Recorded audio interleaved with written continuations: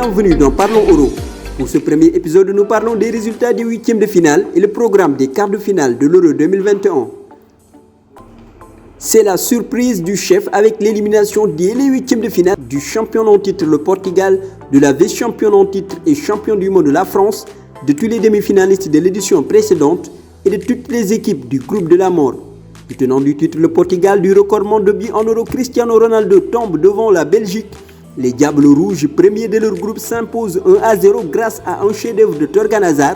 Mené par la Suisse en première mi-temps, la France revient dans le match, d'abord par un doublé de Karim Benzema, puis un but de Paul Pogba. Mais les Helvètes renversent la situation en égalisant en fin de match. Séance de tir au but oblige, le gardien suisse Sommer stoppe le tir de Kylian Mbappé. La France sort de la compétition. Autre cadeau éliminé dès les huitièmes de finale, l'Allemagne croise l'Angleterre au stade mythique de Wembley. Raheem Sterling et Harry Kane donnent l'avantage aux Three Lions dans le dernier quart d'heure. Un match qui rappelle la victoire anglaise contre la Mannschaft en 1966. Dans les autres rencontres, l'Italie se qualifie devant l'Autriche. L'Espagne s'impose en prolongation contre la vice-championne du monde, la Croatie.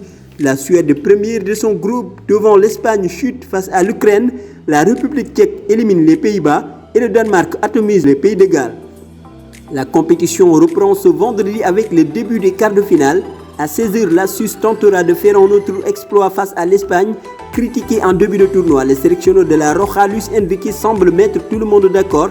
Mais attention, la défense espagnole n'est pas encore une garantie dans ce tournoi. Les erreurs défensives espagnoles peuvent profiter aux coéquipiers de Steven Zuber.